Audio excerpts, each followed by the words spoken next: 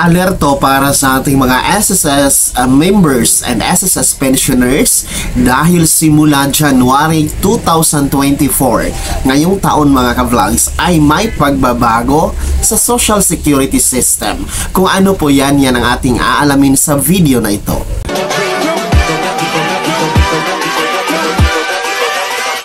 Hold up.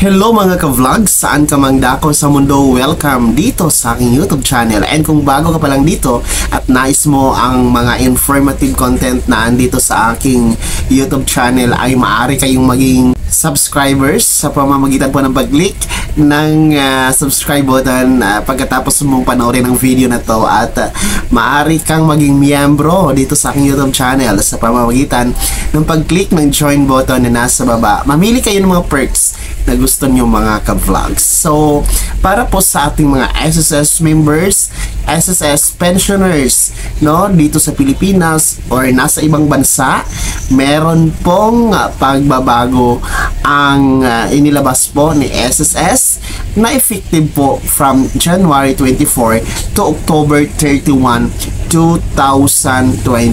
So, lalong-lalo na sa mga nasa abroad dyan, no, makinig kayo dahil naglabas po ang SSS ng kauna-unahang circular ngayong taong 2024. Ito po yung SSS Circular 2024-001, kung saan ito po ay nagpahayag ng listahan ng mga accredited collecting agents mga ka-vlogs, no, na may coverage from January 24, 2024 to October 31, 2024. So, kung mapapansin po natin dito sa list ng mga accredited collecting agents, mga payment agents mga ka-vlogs, ay mas lumiit siya kaysa dati, no?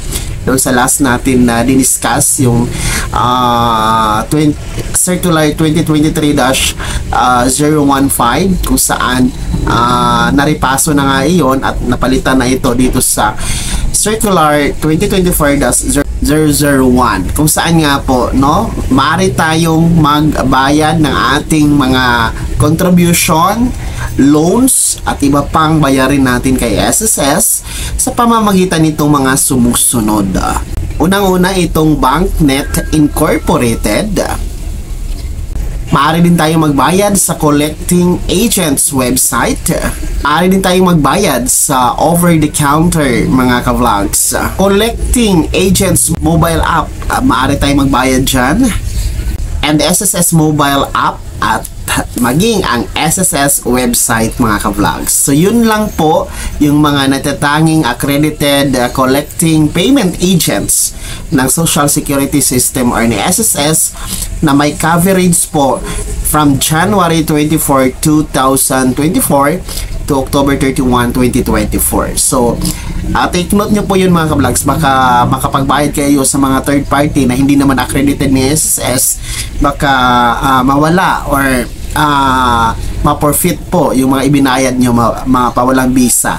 So, much better alam natin kung itong bagong circular na ito, no, itong 2024-001, na kung saan ito po yung updated na accredited payment agents ng SSS para sa pagkolekta ng kontribusyon, pagbabayad ng kontribusyon at pagbabayad ng ating mga loan mga ka-vlogs. So itong circular na ito ay pirmado po ng CEO and President ng SSS, Rolando Ledesma Makasait, noong February 2, 2024. Yun po ang ating madaliang update mga ka-vlogs regarding dito sa SSS Circular 2024-001. Sana'y naging gabay ang video na to kahit paano at nabigyan kayo ng kaliwanagan. Kung hindi ka pa nakasubscribe dito sa aking YouTube channel, ay maaari niyong i-click ang ating subscribe button na nasa baba. Huwag niyong kaligtaan na i-turn on ang notification bell. Ilagay mo sa all para updated ka sa mga bagong videos na i-upload ko. And maaari mo din i-like ang video na na to, kung meron ka pang mga katanungan, ay maaari nyo i-komento sa comment section na nasa baba. And you can follow me sa aking official Facebook page na nasa screen nyo. Muli po, ito si Daniel Timpawa na nagsasabing kung tunay kang kaibigan, please, pautang naman dyan. Bye-bye!